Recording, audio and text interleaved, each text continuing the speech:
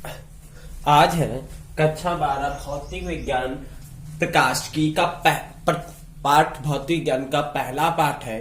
पाठ पहला है कि पाठ एक है जो आपका पहला भौतिक विज्ञान पहला पाठ है, वो है प्रकाशिकी। क्या है प्रकाशिकी? और प्रकाशिकी में आप लोगों को बताया जाता है सबसे पहले प्रकाश। तो हम प्रकाश नहीं, पहले चैप्टर का ही मतलब समझो आपका है प्रकाशिकी। तो प्रकाशिकी किसे कहते हैं? प्रकाशिकी उसे कहते हैं, अर्थात प्रकाशिकी क्या, प्रकाशिकी की परिभाषा होती है प्रकाश तथा प्रकाश से संबंधित घटनाओं का भौतिक विज्ञान की जिस शाखा में अध्ययन किया जाता है उसे क्या कहते हैं? प्रकाशिकी कहते हैं। ध्यान से सुनना, प्रकाश तथा उससे संबंधित घटनाओं का अध्ययन भौतिक विज्ञान की जिस शाखा में किया जाता है, अध्ययन जिस शाखा में किया जाता है उसे प्रकाशिकी कहते हैं। ध्यान समझना, अगर कोई भी पॉइंट अगर दिक्कत करे तो फिर से हमें कमेंट करके पूछना कि प्रकाशिकी आपको हमने बता दिया कि प्रकाश तथा प्रकाश से संबंधित घटनाओं का अध्ययन भौतिक विज्ञान की जिस शाखा में अध्ययन किया जाता है उसे प्रकाशिकी कहते हैं। अब दूसरी इसके बाद हेडिंग होती है जिसे कहते हैं प्रकाश। क्या होता है कि प्रकाश आपको बताया जाए, प्रकाश आपने पढ़ा होगा कि जो हमारी आंखों को संवेदित करता है तथा जिससे हम किसी वस्तु को, जो हमारी आंखों को संवेदित करता है तथा जिससे हम किसी वस्तु को देख सकते हैं उसे प्रकाश कहते हैं। अच्छी बात है, सब कुछ है, लेकिन अब कक्षा 12 में हो तो कुछ अच्छी या कुछ तरीकेदार डिफिनेशन सीखने का प्रयास करो। तो यहां पर क्या होता है, प्रकाश किसे कहते हैं? यह एक विद्युत चुंबकीय तरंग है। यहां पर लिखोगे प्रकाश में कि यह एक विद्युत चुंबकीय तरंग है। जब लिखोगे यह एक विद्युत चुंबकीय तरंग है तथा इसकी तरंग दैर्घ्य 3500 एंगस्ट्रॉम से 3500 एंगस्ट्रॉम से 7500 एंगस्ट्रॉम के बीच होती है। कैसे लिखोगे कि यह एक विद्युत चुंबकीय तरंग है, यह एक विद्युत चुंबकीय तरंग है जिसकी तरंग दैर्घ्य 3500 एंगस्ट्रॉम से 7500 एंगस्ट्रॉम के बीच होती है। ठीक है। अब दूसरी बात यह आई कि 3500 एंगस्ट्रॉम से 7500 एंगस्ट्रॉम के बीच होती है। बस इतना जानो, इसके बाद जो आएगा वो टॉपिक बाय टॉपिक हम बताते चले जाएंगे। तो प्रकाशिकी हो गया और प्रकाश हो गया। अब यहां पर सबसे बड़ी बात आई कि प्रकाशिकी हो गया। अब प्रकाश जो है, अब एक बात ध्यान रखना, प्रकाश के लिए अर्थात प्रकाश के संचरण के लिए माध्यम की आवश्यकता नहीं होती। क्यों नहीं होती? माध्यम का मतलब क्या है? देखो, प्रकाश के संचरण के लिए माध्यम की आवश्यकता नहीं पड़ती। क्यों नहीं पड़ती? क्योंकि वो ठोस हो सकता है, द्रव हो सकता है और गैस हो सकती है, निर्वात, अर्थात कहने का मतलब ऑलरेडी सब में चल सकता है। प्रकाश के संचरण अर्थात चलने के लिए माध्यम की आवश्यकता नहीं होती। परंतु अब बात ध्यान देने वाली है कि परंतु प्रकाश के संचरण के लिए माध्यम की आवश्यकता नहीं होती, परंतु प्रकाश के वेग के लिए माध्यम की आवश्यकता पड़ती है।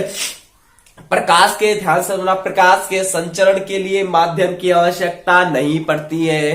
प्रकाश के संचरण के लिए माध्यम की आवश्यकता नहीं पड़ती, परंतु प्रकाश के वेग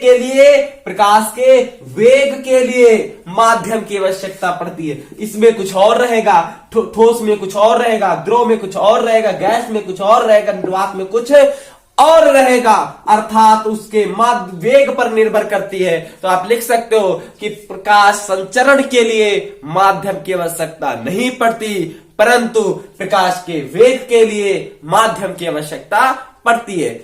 अब यहां पर ये हो गया। अब यहां पर आपको सबसे पहले बता दें कि सबसे ज्यादा आपकी प्रकाश का जो वेग होता है वो सर्वाधिक निर्वात में होता है। निर्वात में प्रकाश की चाल या वेग आपका होता है 3 × 10⁸ मीटर प्रति सेकेंड। अब इसके बाद आई, चलो ये तो बात की बात है, एक एक पॉइंट जानते हैं। अब आता है, अपने टॉपिक था प्रकाशिकी हो गया था, प्रकाश हो गया। अब फिर टॉपिक बदल के हम उसी पर जा रहे हैं। क्या है प्रकाशिकी? प्रकाश की क्या है, आपको हमने बता दिया कि प्रकाश की, हमने बता दिया कि प्रकाश की किसे कहते हैं, प्रकाश की क्या है। अब हम प्रकाश की क्या है आपको पता है, प्रकाश तथा उससे संबंधित घटनाओं का भौतिक विज्ञान के जिस शाखा में अध्ययन किया जाता है उसे प्रकाश की कहते हैं। अब प्रकाश की दो प्रकार का होता है, एक होता है किरण प्रकाश की, एक होता है किरण प्रकाश की, एक होता है आपका तरंग प्रकाश की। एक होता है किरण प्रकाश की, एक होता है तरंग प्रकाश की। तो आप सबसे पहले हम जानते हैं किरण प्रकाश की किसे कहते हैं। किरण प्रकाश की क्या है, तो किरण प्रकाश की क्या है, किरण प्रकाश की क्या है, किरण प्रकाश की को हम पॉइंट टू पॉइंट बताएंगे। किरण प्रकाश की क्या है, किरण प्रकाश की में आप लिख सकते हो प्रकाश सीधी रेखा में गमन करता है या प्रकाश सीधी रेखा में चलता है। प्रकाश है और प्रकाश सीधी रेखा में गमन कर रहा है, इसी को हम क्या कहते हैं, किरण प्रकाश की। प्रकाश सीधी रेखा में गमन करता है। दूसरा पॉइंट क्या होगा, प्रकाश सीधी रेखा में गमन करता है। दूसरा क्या होगा, प्रकाश के सरल रेखी पथ को, प्रकाश के सरल रेखी पथ को ही हम किरण कहते हैं। अर्थात प्रकाश चले और इसी को हम क्या कहेंगे हम किरण प्रकाश की कहेंगे, किरण कहेंगे। अब तीसरा पॉइंट ये होता है कि किरणों के समूह को किरण पुंज कहते हैं। अर्थात जहां पर सब किरणें मिल जाए और रुक जाए, एक जगह मिले, उसे हम क्या कहते हैं, किरण पुंज कहते हैं। अब इसके बाद है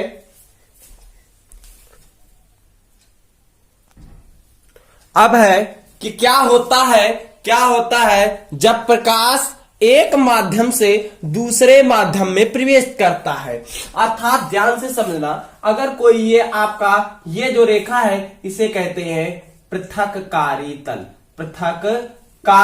तल, और यहां से प्रकाश की एक किरण जाए और टकरा कर चली आती है और एक यहां। अब ध्यान समझना, इसको हम क्या बताने जा रहे हैं।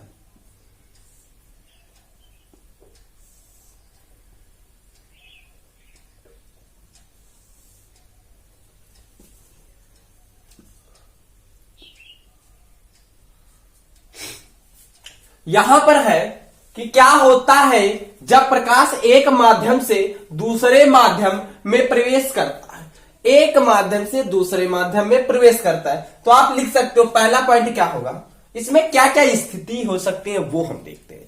सबसे पहली स्थिति क्या होगी, या तो प्रकाश जाएगा टकरा कर वापस आ जाएगा, या तो प्रकाश जाएगा आर पार निकल जाएगा, या तो प्रकाश इसी में टकरा के रह जाएगा। 2-3 ही कंडीशनें हो सकती हैं, उसी को हम बता रहे हैं। तो क्या होगा, प्रकाश जाए और उसी माध्यम में पुनः वापस लौट जाए। अर्थात प्रकाश जाए और टकरा कर उसी माध्यम में लौट आए। देखो यहां पर प्रकाश गया और टकराया इसमें, और टकरा कर उसी माध्यम में लौट आया। तो इस स्थिति में जब प्रकाश जाए और पृथक्कारी तल से टकराकर पुनः वापस हो जाए, इसे क्या कहते हैं, इसे कहते हैं परावर्तन। ये आया कहां से, हम इसलिए बता रहे हैं कि प्रकाश की किरण जाए और पृथक्कारी तल से टकराकर पुनः उसी स्थिति में लौट आए, तो इसे कहते हैं परावर्तन। दूसरा पॉइंट है कि जब प्रकाश की किरण पृथक्कारी तल से टकराकर पुनः दूसरे माध्यम में पहुंच जाती है तथा अपने मार्ग से विचलित हो जाती है, तब यहां पर जो घटना होती है उसे कहते हैं अपवर्तन।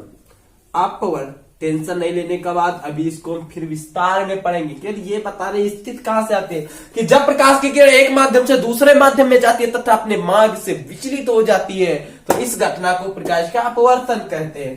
तीसरा पॉइंट होता है, यहां पर तीसरा पॉइंट क्या है, प्रकाश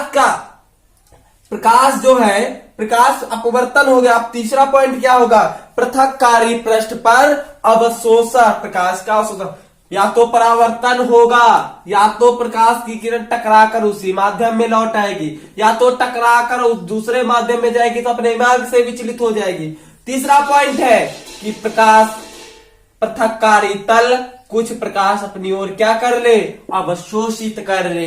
अब देखते हैं, अब हम पढ़ते हैं विधिवत पॉइंट टू पॉइंट परावर्तन किसे कहते हैं, फिर पढ़ेंगे अपवर्तन क्या है। तो पहले पढ़ते हैं परावर्तन क्या है।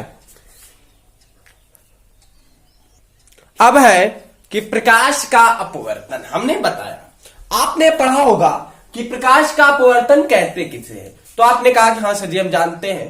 तो आप यही बताओगे कि जब कोई प्रकाश किसी चिकनी अथवा पालिशदार परत पर, जब कोई प्रकाश किसी चिकनी अथवा पालिशदार परत पर टकरा कर पुनः उसी स्थिति में लौट जाती है तो इसे प्रकाश का परावर्तन कहते हैं। अच्छी बात है, कोई दिक्कत नहीं, लिख सकते हो। लेकिन यहां पर क्या लिखना है, अगर इसी के माध्यम से लिखना है तो क्या लिखोगे, जब प्रकाश की किरण एक माध्यम से, जब प्रकाश की किरण एक माध्यम से, ध्यान से समझना, जब प्रकाश की किरण एक माध्यम से दूसरे माध्यम में जाती है, जब प्रकाश की किरण, अभी जानेंगे, जब प्रकाश की किरण एक माध्यम से दूसरे माध्यम में जाती है तथा पृथककारी, ये कौन सा तल है, ये आप लिखोगे पृथककारी तल, पृथककारी तल। और ये जब पृथककारी, जब प्रकाश की किरण एक माध्यम से दूसरे माध्यम में जाती है तथा पृथककारी तल से टकराकर पुनः उसी स्थिति में लौट जाती है तो इसे ही हम प्रकाश का परावर्तन कहते हैं। कोई दिक्कत नहीं, इसी से थ्योरी निकालो, इसी से अपना लिखना सीख लो कि जब प्रकाश की किरण एक माध्यम से दूसरे माध्यम में जाती है तथा पृथककारी तल से टकराकर उसी माध्यम में फिर लौट जाती है तो इसे ही हम प्रकाश का परावर्तन कहते हैं। जब प्रकाश की किरण एक माध्यम से दूसरे माध्यम में जाती है तथा पृथककारी तल से टकराकर उसी माध्यम में फिर वापस लौट जाती है तो इसे ही हम प्रकाश का परावर्तन कहते हैं।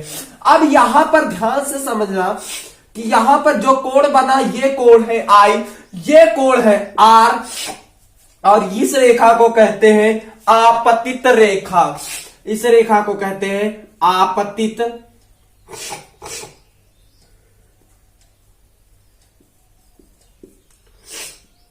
आपतित किरण, लिख लो या रेखा लिख लो, आपतित किरण, और इसे कहते हैं परावर्तित किरण, और ये आपका है अभिलंब। क्या है, अभिलंब, और ये जो है वो आपका आपतन कोण है। तो आप यहां पर क्या लिखोगे, परावर्तन का पहला नियम होता है कि आपतन कोण का मान सदैव परावर्तन कोण के बराबर होता है। इन दोनों का, अब यहां पर पहला प्रकाश हेडिंग बनेगी प्रकाश का परावर्तन के नियम। परावर्तन के नियम का पहला नियम होगा कि आपतन कोण का मान, आपतन कोण का मान सदैव परावर्तन कोण के बराबर होता है। कोण I बराबर कोण R।